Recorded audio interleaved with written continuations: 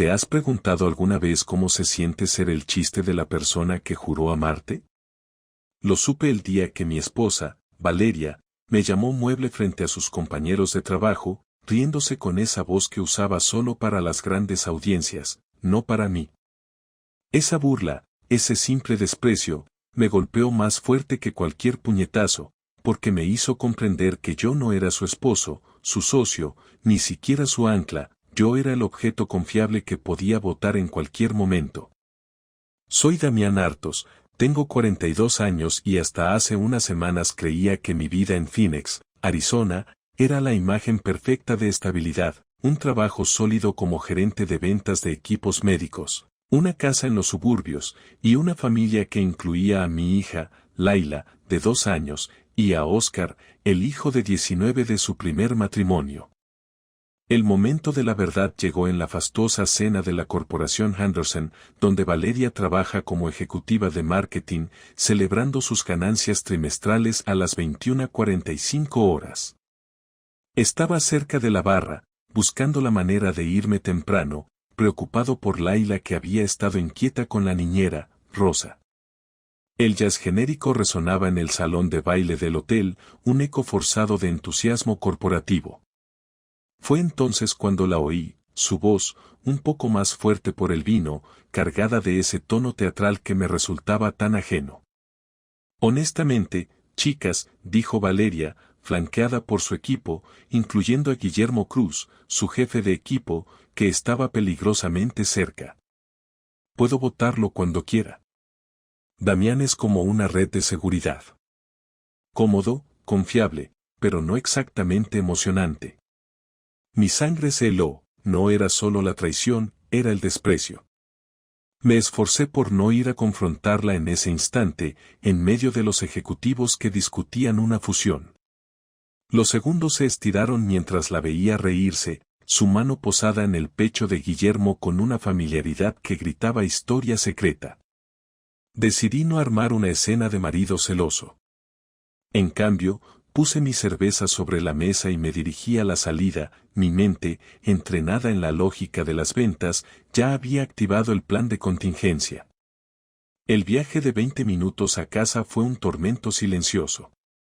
Valeria, a mi lado, revisaba su teléfono y tarareaba una canción pop, completamente ajena a la bomba que acababa de lanzar. ¿Te fuiste temprano? No, me preguntó, sin apartar la vista de la pantalla. Me dolía la cabeza, le respondí, mi voz controlada, midiendo cada palabra. Supuse que tú te divertirías por los dos. Ella soltó una carcajada teatral, la misma que me había destrozado minutos antes. Oh, sí. ¿Viste qué celosa se puso Janete cuando Guillermo me invitó a bailar? Guillermo, por supuesto. Intenté pescar información, parece un buen tipo, dije. Lo es. Muy sofisticado, sabe cómo tratar a una mujer apropiadamente, respondió, haciendo una pausa para mirarme con una implicación clara, yo no estaba a la altura. Al llegar a casa, subí a ver a Laila, que dormía plácidamente con un elefante de peluche en la mano. Al ver su rostro inocente, mi resolución se endureció, Laila no sería una víctima colateral de los juegos de su madre. Abajo, el teléfono de Valeria zumbó, seguido de su risa discreta. Era hora de buscar aliados. Saqué mi teléfono y busqué el contacto de Benjamín Esteban, el padre biológico de Oscar y el exmarido de Valeria. Benjamín había sido una víctima anterior de los juegos de Valeria, un hombre al que ella había despojado despiadadamente durante su divorcio. Le envié un mensaje escueto: «Hola Benjamín, soy Damián. ¿Podemos tomar un café esta semana? Necesito preguntarte algo». Su respuesta fue inmediata, teñida de cautela: «Claro». ¿Todo bien? Borré el hilo de mensajes. Valeria pensaba que era el objeto más aburrido y predecible de su vida. Pronto descubriría que su red de seguridad se convertiría en su peor y más organizado verdugo. Mi encuentro con Benjamín Esteban ocurrió 2 días después, un jueves a las 11 de la mañana, en una cafetería discreta en Scottsdale, lejos de los circuitos habituales de Phoenix. Benjamín, el exmarido de Valeria, proyectaba una imagen de éxito en su traje a medida, un contratista próspero, pero sus ojos guardaban una dureza que yo ahora empezaba a comprender. Agradecí su tiempo y le expliqué la situación, cuidando de no revelar el desprecio de Valeria en la fiesta, sino solo la sospecha latente. Benjamín no pareció sorprendido, su reacción fue más bien de amarga resignación. ¿En serio no lo sabes, amigo?, me preguntó, agitando su café lentamente. Ella te aplicó la misma que a mí. Las noches largas, los viajes de negocios, misteriosos, esa manera de convertirte en parte del mobiliario en lugar de tu esposo. Sentí un nudo frío en el estómago. Benjamín continuó, con la voz cargada de experiencia dolorosa, Valeria sigue un patrón muy específico. Se casa con un hombre que ha alcanzado cierta estabilidad y luego, cuando siente que el techo le queda pequeño, comienza a buscar algo mejor mientras te mantiene a ti como la póliza de seguro. En mi caso, fue su jefe de la agencia de publicidad. Me engañó durante 8 meses antes de que la descubriera.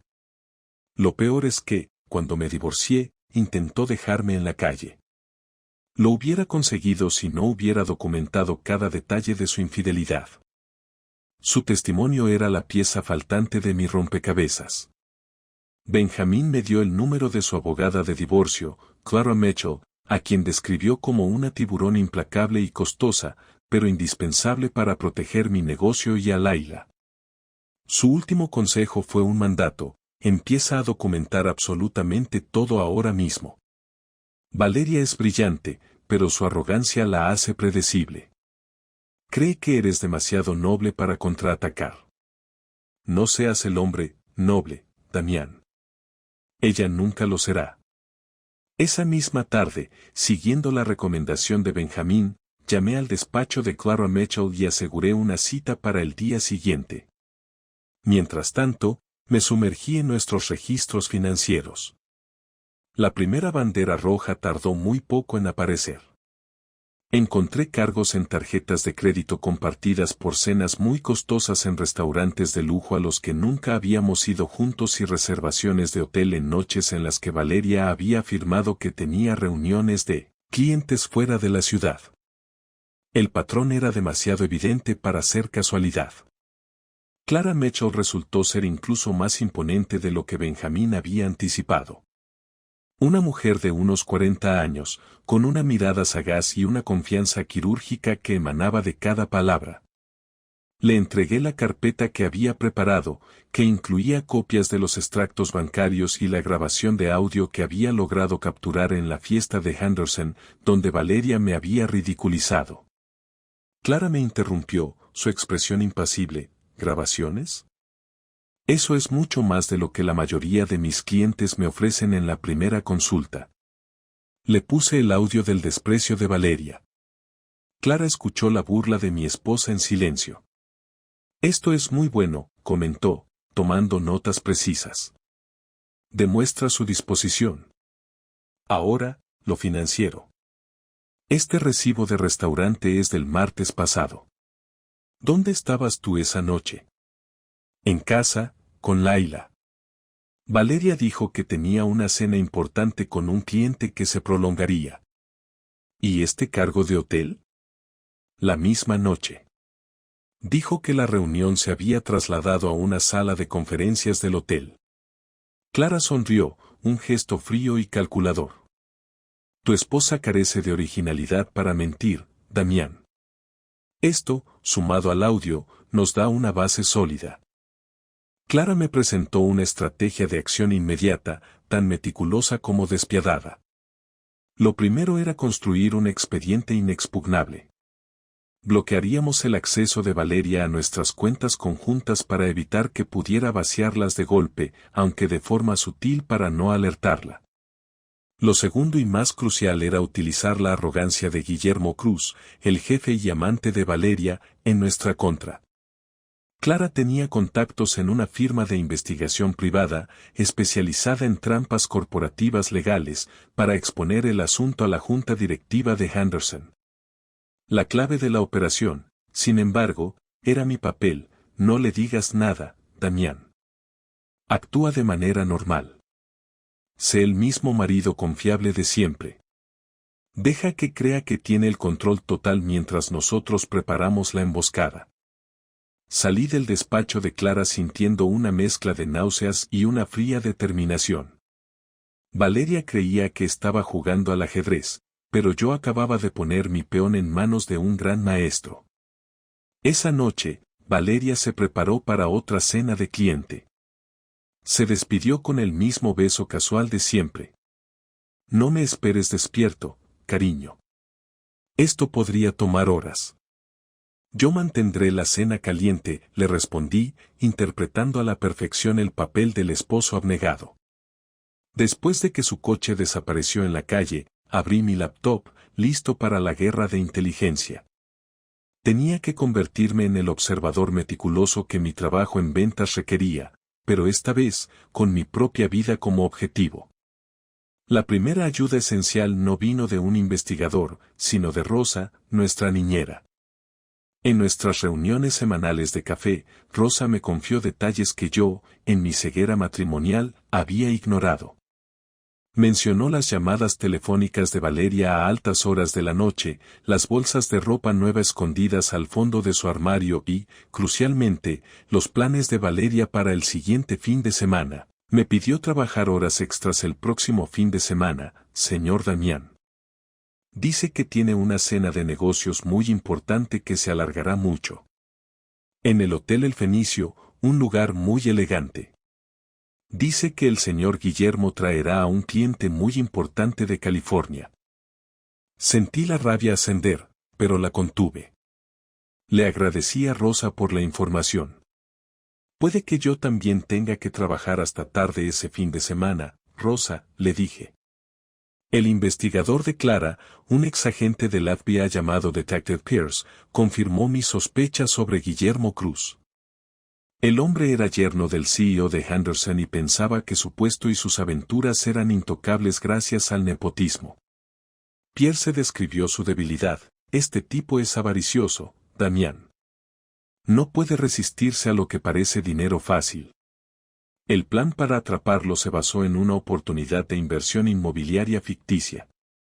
Pierce se haría pasar por un desarrollador californiano buscando socios locales. La reunión se llevaría a cabo en el Hotel El Fenicio, coincidiendo con el fin de semana romántico planeado por Valeria y Guillermo. Pierce aseguró la suite con equipo de grabación de audio y video de alta definición. Cuando Guillermo traiga a tu esposa a lo que él cree que es un encuentro de negocios, tendremos todo lo que necesitamos para destrozar sus carreras y tu divorcio. La noche del viernes llegó con una puntualidad aterradora. Valeria pasó más de una hora arreglándose, eligiendo un vestido claramente inapropiado para una cena de negocios. Me dio el beso de despedida de siempre. No me esperes, cariño, dijo con una sonrisa calculada. Esta podría ser una noche muy importante para mi carrera. Estoy seguro de que lo será, le respondí, sabiendo que cada palabra que pronunciaba era una puñalada final a su vida anterior. Tan pronto como ella se fue, me dirigí a otro hotel al otro lado de la ciudad, donde Clara y su equipo de vigilancia habían montado el centro de operaciones. Nos acomodamos frente a las pantallas que mostraban la transmisión en vivo de la suite en El Fenicio. ¿Listo para esto?, me preguntó Clara, su rostro iluminado por el brillo de los monitores. He estado listo desde que me llamó, mueble, coma, le contesté, pensando en Laila, que dormía a salvo en casa. En la pantalla, Guillermo y Valeria entraron en la suite, con una actitud que delataba un plan de fin de semana romántico y no una reunión de negocios. Juan Pierce, actuando como el inversor californiano, se presentó. Sus caras pasaron de la confianza a la confusión y finalmente al pánico silencioso. En ese momento, Clara sintió una sonrisa helada en su rostro. Los tenemos, Damián. La evidencia no solo cubrirá la infidelidad, sino la conspiración criminal en su lugar de trabajo. La trampa se había cerrado. El lunes por la mañana en la corporación Henderson comenzó de forma ordinaria para Valeria. Salió de la casa con su atuendo profesional habitual, creyendo que su fin de semana con Guillermo Cruz había sido un triunfo. No tenía idea de que el detective Pierce ya había entregado un informe exhaustivo a la junta directiva de su empresa, documentando no solo la infidelidad, sino también la conspiración para malversar fondos de la inversión inmobiliaria ficticia que les habíamos tendido en el Fenicio. Yo estaba en mi oficina, revisando mis rutas de venta, cuando recibí la llamada de Clara Mitchell. «Está sucediendo ahora mismo», me dijo Clara. Pierce me confirmó que la seguridad escoltó a Guillermo a la sala de conferencias ejecutivas hace unos 20 minutos. Valeria es la siguiente. El equipo de grabación en el hotel no solo había capturado la confirmación de la aventura de Valeria y Guillermo, sino también su discusión sobre el uso de recursos de la empresa para sus viajes personales, las promesas de ascenso de Guillermo a Valeria a cambio de favores y, lo más importante, su plan para robar fondos del proyecto de desarrollo de California que creían real.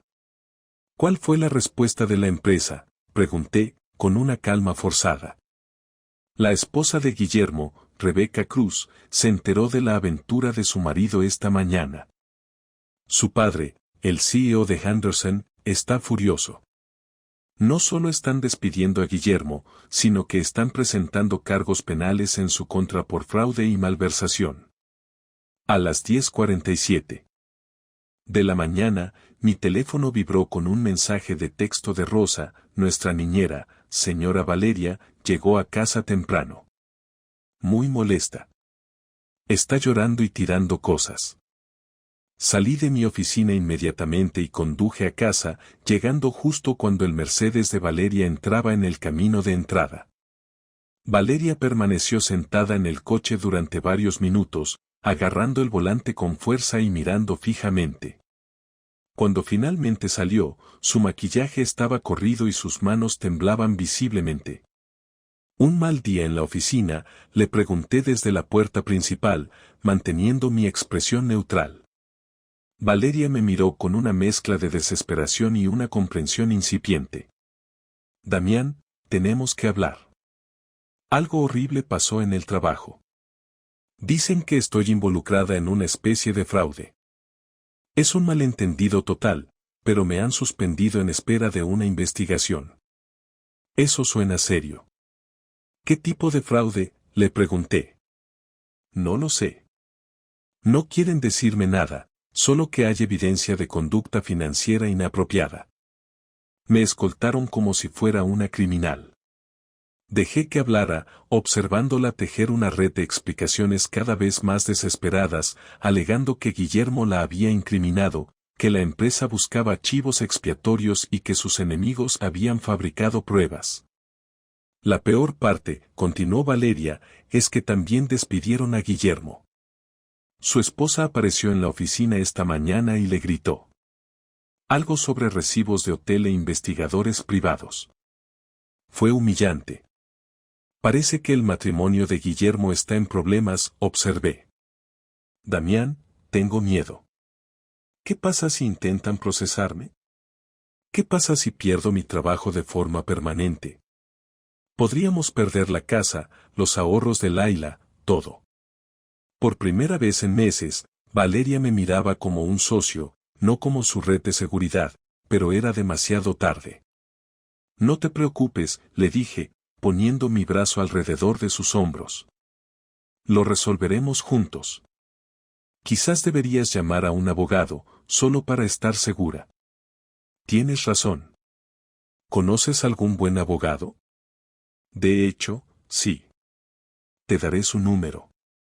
Le entregué a Valeria una tarjeta de presentación de Clara Mitchell, la misma abogada que había estado construyendo el caso en su contra durante 3 semanas. Valeria agarró la tarjeta como un salvavidas, sin saber que sostenía el número de su propia verdugo.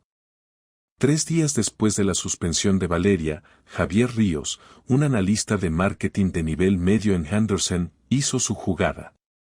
Había estado observando la aventura de Valeria y Guillermo durante meses.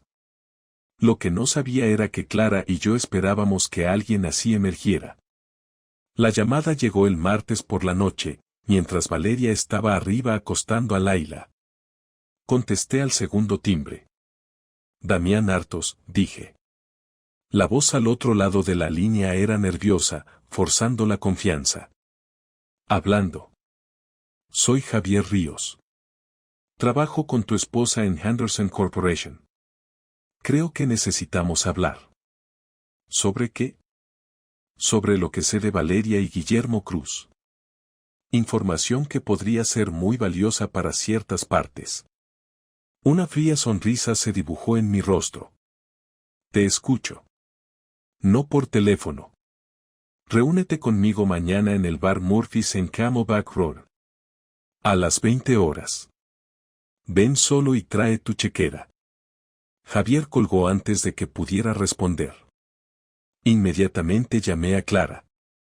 Un intento de chantaje siempre fue una posibilidad. Esto juega a nuestro favor, me dijo Clara. Podemos usarlo para reforzar nuestro caso contra Valeria. Él sin saberlo se incriminará. A la noche siguiente, llegué al bar Murphy's 15 minutos antes. El equipo de vigilancia de Clara ya estaba posicionado, 2 investigadores haciéndose pasar por clientes, con el equipo de grabación oculto en mi chaqueta. Javier Ríos era exactamente lo que esperaba, un hombre sudoroso y desesperado de unos 30 años que creía haber tropezado con un camino fácil hacia la riqueza. Gracias por venir, dijo Javier, deslizándose en el asiento frente a mí. Seré directo. Tengo fotos, correos electrónicos, recibos de hotel, todo lo que documenta la aventura de tu esposa con Guillermo Cruz. Busco dinero a cambio de esta información. ¿Quieres dinero por esta información? $25,000 en efectivo. A cambio, te doy todo lo que tengo y desaparezco de esta situación por completo. Me recosté en mi asiento. ¿Qué te hace pensar que no sé ya sobre la aventura? La confianza de Javier flaqueó. Aunque lo sepas, no tienes pruebas. Yo tengo pruebas. Me mostró en su teléfono varias fotos de Guillermo y Valeria entrando a hoteles, besándose en estacionamientos, tomados de la mano en restaurantes. Las imágenes eran claras e incriminatorias. Son buenas, admití. Pero yo tengo algo mejor. ¿Qué podría ser mejor que evidencia fotográfica? Evidencia de video, grabaciones de audio, registros financieros y, lo más importante, cargos penales federales contra ambos. El rostro de Javier se puso blanco como el papel. ¿De qué hablas? Hablo de que tu pequeño esquema de chantaje acaba de convertirse en evidencia en una investigación federal de fraude. El FBI estará muy interesado en tus fotos, especialmente porque demuestran que has estado siguiendo a sospechosos federales. Me levanté y dejé caer una tarjeta de presentación en la mesa. Ese es el número de mi abogada. Será mejor que la llames antes de que te llame el FBI. Y Javier, la próxima vez que intentes chantajear a alguien, asegúrate de que no te lleven 10 pasos de ventaja. Lo dejé sentado en el bar. El equipo de Clara había grabado toda la conversación, dándonos aún más evidencia de la red de corrupción que rodeaba la aventura de Valeria. Rosa me llamó el jueves por la mañana con una urgencia en su voz que nunca había escuchado. Señor Damián, tiene que venir a casa ahora.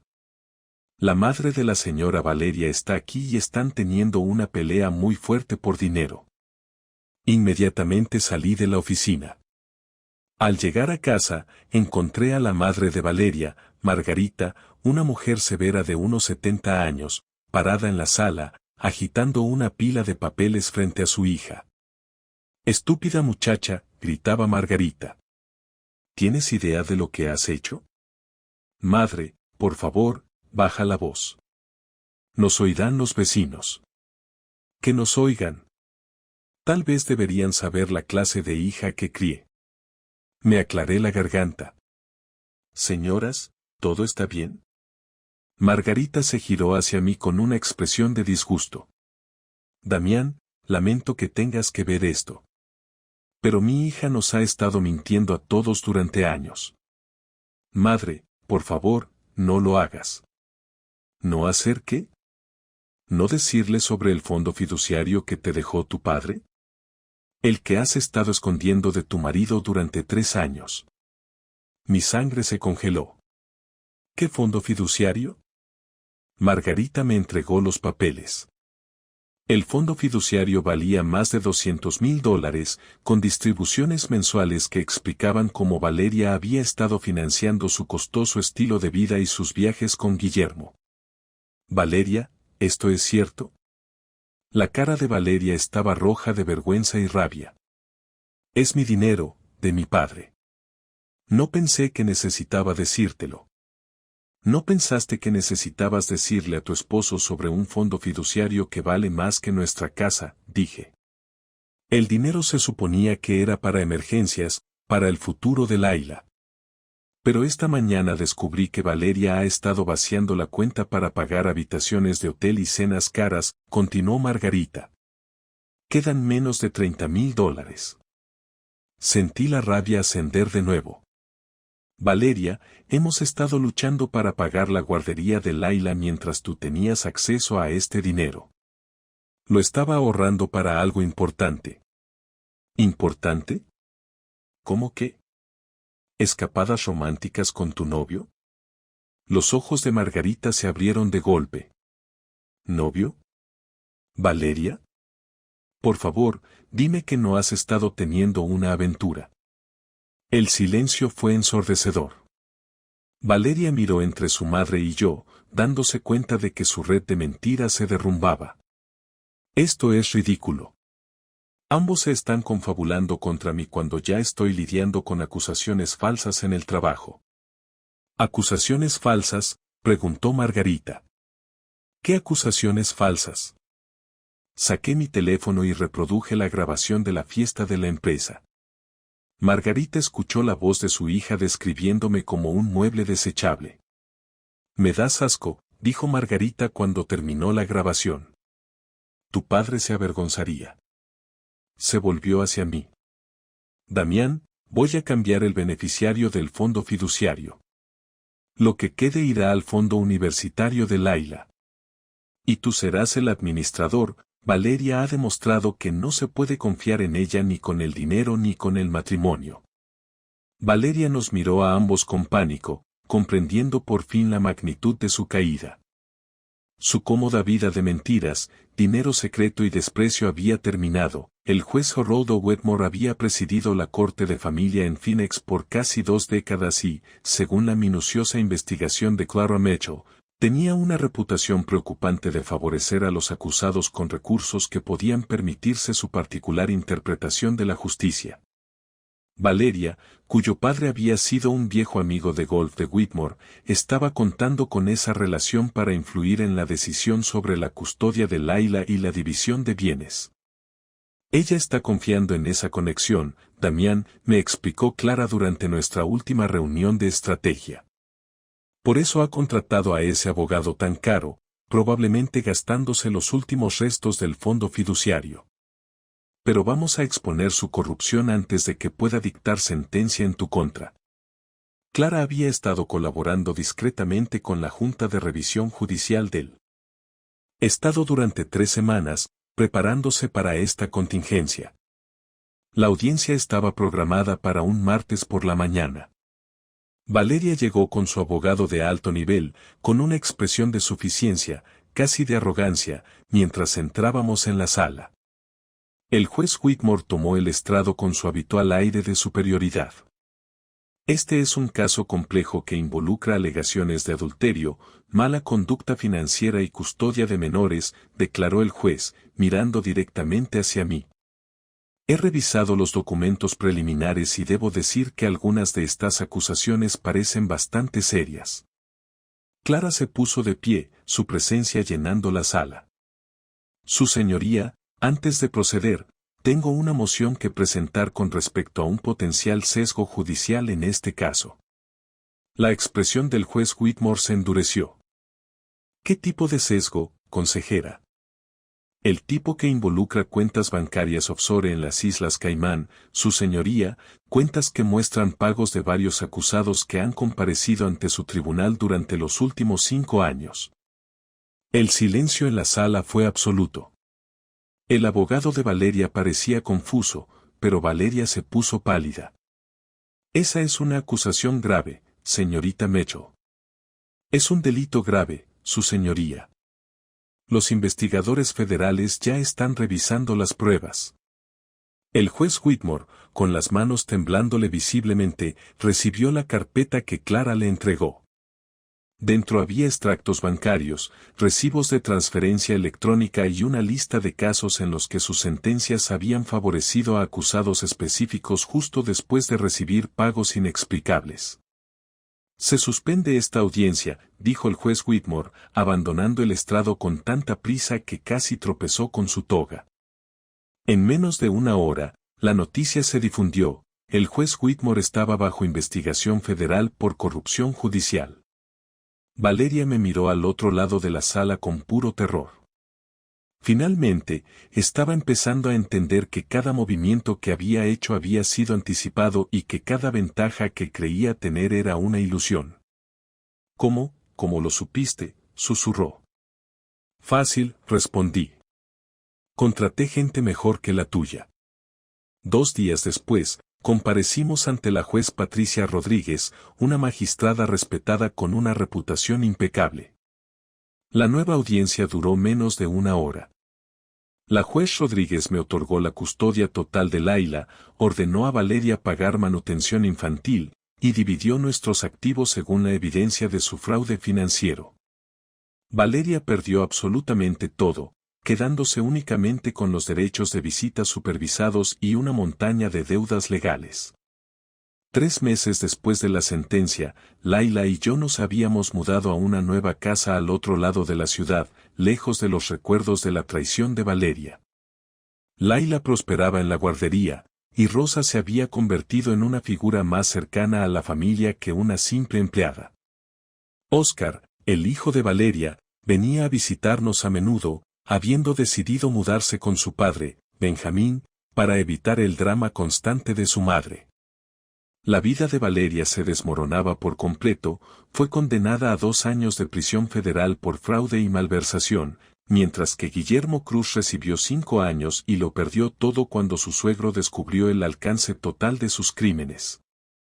Javier Ríos, el chantajista, fue sentenciado a 18 meses por extorsión y obstrucción de la justicia. Laila, de solo 3 años, jugaba feliz en el jardín que yo había instalado. Papi, mira, gritaba, columpiándose en el nuevo columpio. Yo le devolvía el grito, muy impresionante, cariño. Clara Mitchell y yo habíamos empezado a salir hacía 6 meses.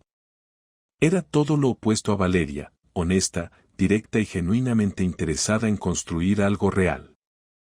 Además, adoraba a Laila. Clara se acercó a mí en el patio con 2 tazas de café. ¿Algún arrepentimiento?, me preguntó. ¿Sobre qué parte?, le contesté. ¿Sobre el juicio? ¿Sobre la trampa? ¿Sobre haber destrozado la vida de Valeria? Lo medité por un momento, observando a Laila reírse. Ningún arrepentimiento. Ella tomó sus decisiones y yo tomé las mías. La diferencia es que yo tomé las mías pensando en el futuro de Laila. ¿Y el perdón?, inquirió Clara. El perdón es para aquellos que lamentan sinceramente sus acciones. Valeria solo lamenta haber sido descubierta.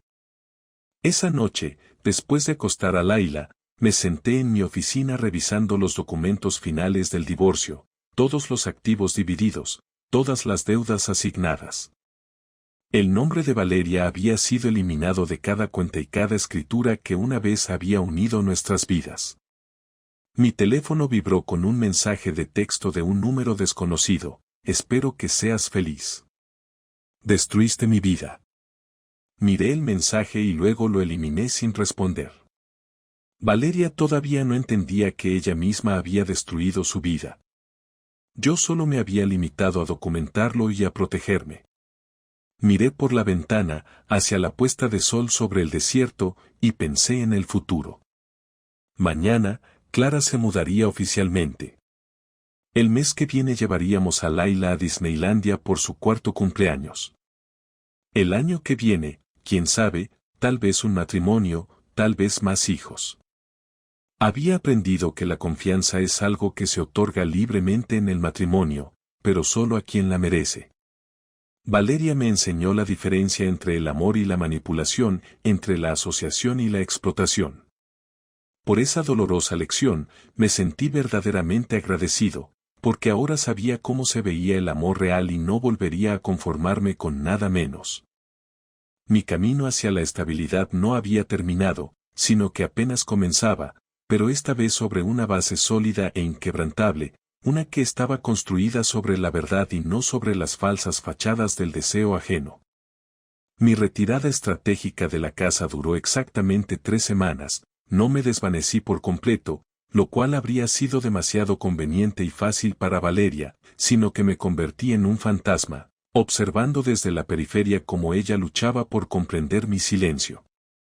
Me había instalado en una posada antigua a 20 minutos de nuestra casa en los suburbios de Phoenix, lo suficientemente cerca para monitorear la situación, pero lo bastante lejos para mantener la distancia emocional y la concentración en la estrategia legal. La primera semana me dediqué a asegurar las finanzas, implementando la autenticación de 2 factores en todas nuestras cuentas conjuntas y asegurándome de que ninguna transacción mayor pudiera ocurrir sin mi aprobación explícita, sin llegar a bloquearla ilegalmente. Clara Mitchell, mi abogada, había elogiado mi documentación, diciendo que la mayoría de los clientes traían emociones, pero yo había traído pruebas. Mi primera acción de regreso a su vida, aunque fuese a distancia, ocurrió a la semana de mi partida. Envié un paquete a la casa mediante un servicio de mensajería, sin remitente. Dentro no había ira ni amenazas, sino hechos irrefutables, capturas de pantalla de la cámara de seguridad que instalé hace 2 años, mostrando la hora exacta en que el coche de Guillermo Cruz entraba en nuestro garaje, un extracto bancario de la cuenta secreta que Valeria había abierto 3 meses antes, y, lo más demoledor, una transcripción de la grabación que obtuve en la cena de El Fenicio, donde ella se reía de mí, diciéndole a Guillermo que yo estaba tan absorto en los árboles genealógicos de mis clientes que nunca me daría cuenta de lo que pasaba en mi propia casa. Acompañando todo, una nota manuscrita: no estoy enojado, solo finalmente veo con claridad. Observé la entrega a través de las cámaras de seguridad que todavía controlaba de forma remota. Valeria aceptó el paquete en la cocina, el mismo lugar donde durante años preparé el desayuno todos los domingos. El color desapareció de su rostro mientras revisaba el contenido. Frenéticamente, llamó a Guillermo, su pánico era palpable. Habían planeado un escenario de lágrimas y recriminaciones, un drama que podrían manipular para hacerme parecer mentalmente inestable, pero nunca anticiparon la documentación silenciosa y metódica de un hombre que se dedicó a preservar la historia de otras familias. Esa misma noche, mi teléfono explotó, no con mensajes de Valeria, sino de nuestro círculo social. Bárbara, una amiga mutua, me llamó primero, con una voz incómoda. Damián, no sé qué está pasando, pero Valeria está diciendo cosas preocupantes. Que has estado controlándola, que la has estado monitoreando y que la estás castigando por querer ser feliz. Mantuve mi voz completamente neutral. Interesante perspectiva, Bárbara. ¿Te he parecido alguna vez un hombre controlador en los 20 años que me conoces? Ella dudó. No, por eso me resulta tan raro. Suena fuera de lugar en ti. A veces, la explicación más simple es la correcta, Bárbara. Después de colgar, el juez Wilson y otros amigos llamaron con el mismo patrón de acusaciones y dudas. No ofrecí contranarrativas, solo les pedí que reflexionaran sobre su experiencia directa conmigo. La verdad, la que ellos ya conocían de mí, no necesitaba una defensa agresiva. La estrategia de Valeria, por su parte, se centró en la manipulación emocional de Oscar y Laila. Me enteré por mi hija, Laila, que su madre la había llamado llorando, diciendo que yo había abandonado a la familia y que estaba sufriendo una crisis de salud mental. Le aseguré a Laila que estaba en perfecto estado, señalando mi meticulosa organización de los proyectos de mis clientes como prueba de mi lucidez mental. Yo no enviaría un correo electrónico cuidadosamente redactado pidiendo una discusión racional si estuviera al borde de un colapso, ¿verdad, Laila? Ella me dio la razón. Su percepción, heredada de mí, siempre fue aguda. 2 semanas después de mi partida, Valeria finalmente llamó, no por mensaje de texto, sino una conversación de voz que deja menos rastro.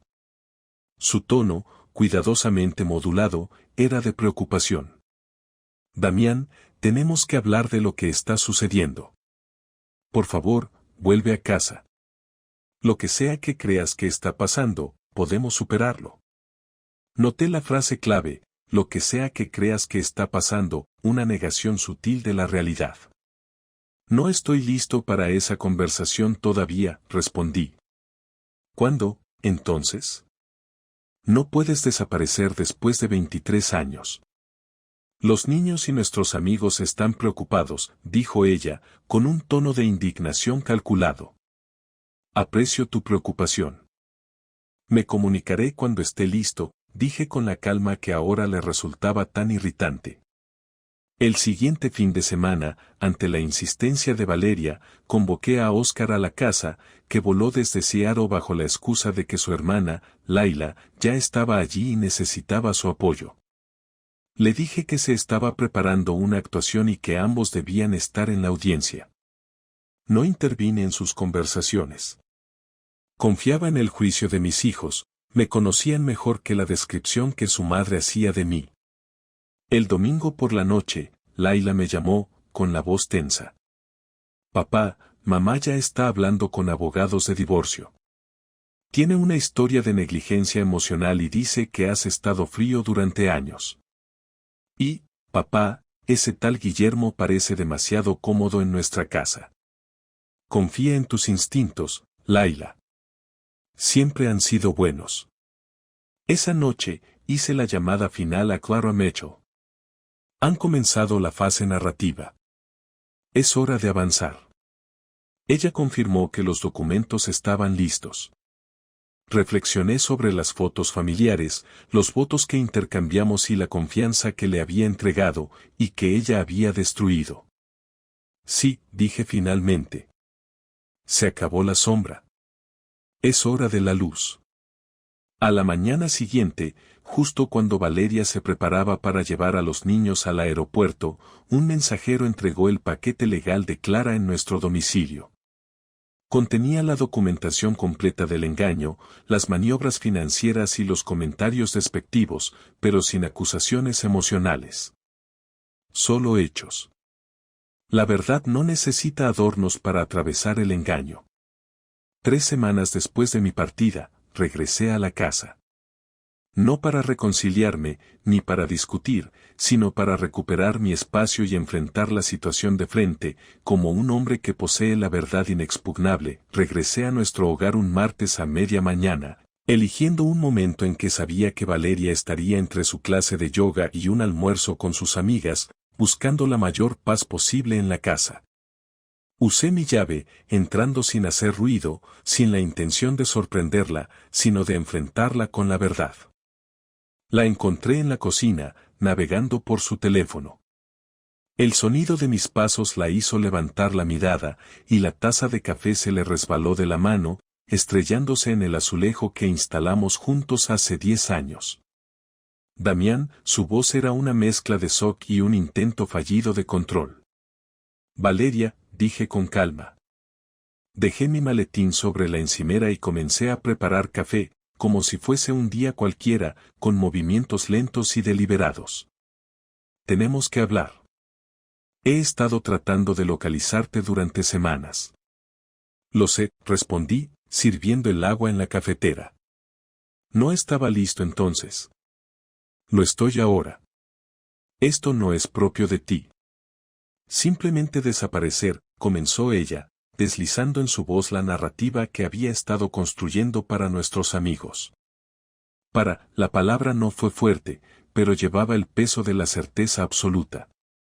Esa historia puede funcionar con otros, pero no conmigo. Ya no. Puse la carpeta que contenía el paquete de divorcio de Clara Mitchell sobre la encimera, junto a las impresiones de las pruebas más condenatorias. Esto no es una negociación, expliqué tranquilamente. Es una notificación. Su rostro pasó por un ciclo de emociones, shock, ira, cálculo y, finalmente, un respeto a regañadientes. ¿Cuánto tiempo lo has sabido?, preguntó en voz baja. El suficiente, me limité a responder. Los detalles ya no importaban. Cogió los documentos de divorcio, revisando los términos financieros, justos, firmes y sin espacio para la manipulación. Los niños ya lo saben, añadí. No todo, pero lo suficiente. Vieron las pruebas por sí mismos. En ese momento, su fachada se derrumbó. Valeria siempre priorizó su imagen de madre por encima de todo. No tenías derecho, susurró, pero la convicción había desaparecido de sus palabras. Tú tomaste decisiones, yo también, repliqué simplemente. Antes de retirarme a mi antigua oficina, me giré. Estoy avanzando, Valeria. Tú deberías hacer lo mismo. Simplemente no en esta casa. No era crueldad, sino claridad. La comprensión de que un capítulo había terminado de forma irremediable. Una semana después de regresar a casa, me encontré cara a cara con Guillermo Cruz de forma inesperada. Estaba saliendo de la biblioteca pública de Phoenix después de investigar los antecedentes de un cliente, cuando vi su Audi en el estacionamiento de la cafetería de lujo de enfrente. Algunas confrontaciones son necesarias para el cierre, no para el drama. Entré al café con calma, lo vi en una mesa revisando documentos y me acerqué con pasos deliberados. No me vio hasta que corrí la silla frente a él. Señor Cruz, dije con voz firme, tomando asiento. Creo que es hora de que nos conozcamos adecuadamente. Sus ojos se abrieron, reconociéndome, y buscó una ruta de escape antes de mirarme de nuevo. Damián Artos, dijo. El mismo. Puse mis manos sobre la mesa, sin ocultar nada, sin amenazas. Pensé que deberíamos tener una conversación. Mira, esto es incómodo, comenzó, ensamblando rápidamente una excusa corporativa. Lo que sea que Valeria te haya dicho sobre nosotros. Ella no me ha dicho nada, lo interrumpí con calma, y precisamente ese es el problema. Su confusión era genuina. Claramente, Valeria le había asegurado que yo seguía siendo el marido ciego. No estoy aquí para armar un escándalo, continué. Estoy aquí para mirarte a los ojos y preguntarte si entiendes lo que ayudaste a destruir. Él se removió incómodo. Los matrimonios terminan. La gente se distancia. Efectivamente, estuve de acuerdo. Pero la gente honorable termina una relación antes de comenzar otra. Bajó la mirada. 23 años, dije finalmente. 2 hijos, una vida construida ladrillo a ladrillo que merecía más que un beso en una fiesta y mentiras después. Su cabeza se levantó. Ella dijo que lo sabías desde hacía meses, que estabais separados en todo menos en el nombre. Sonreí sin ganas. Considera quién te proporcionó esa información y sus motivos. Fui tu obstáculo conveniente. Una comprensión avergonzada invadió su rostro. El divorcio seguiría su curso. No espero disculpas ni explicaciones, dije, poniéndome de pie.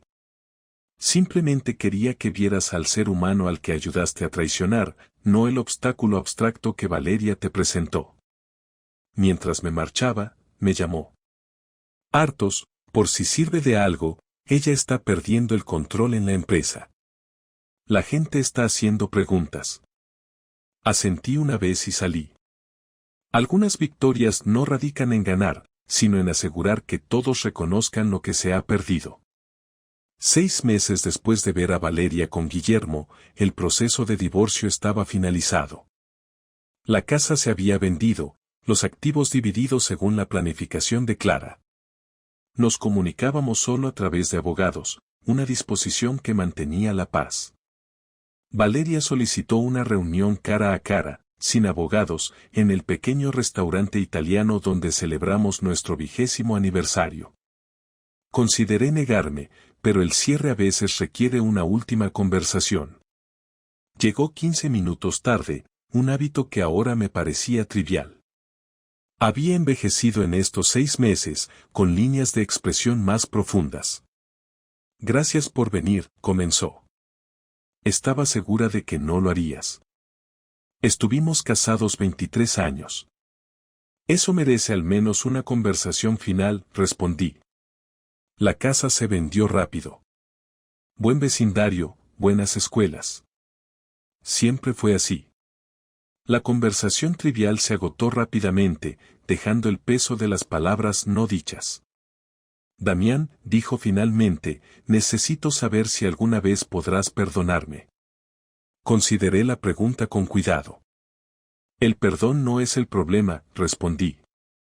He superado la ira. Lo que no puedo hacer es olvidar. Nunca quise. Por favor, me interrumpió suavemente. Se acabaron las narrativas. Ella se mordió el labio. Guillermo se fue. La compañía farmacéutica lo transfirió a Chicago. Asentí, sin sorpresa. No, respondí con honestidad, estoy volviendo a aprender quién soy sin ti. Algo en su expresión se desmoronó, quizás el último vestigio de esperanza de que yo hubiese sido destruido por su partida. Los niños te extrañan, dijo. Oscar dice que lo llevarás a pescar a Alaska este verano. Partimos en 3 semanas. Laila se unirá a nosotros para la segunda mitad. La conversación se desvió hacia temas más seguros, los logros de los niños, su nuevo apartamento. Al terminar, sus manos se acercaron a las mías, deteniéndose justo antes de tocarlas. Cometí un error terrible, dijo con los ojos húmedos. Si pudiera volver atrás. No podemos, la interrumpí con suavidad. Y eso está bien. Pagué la cuenta y la acompañé a su coche.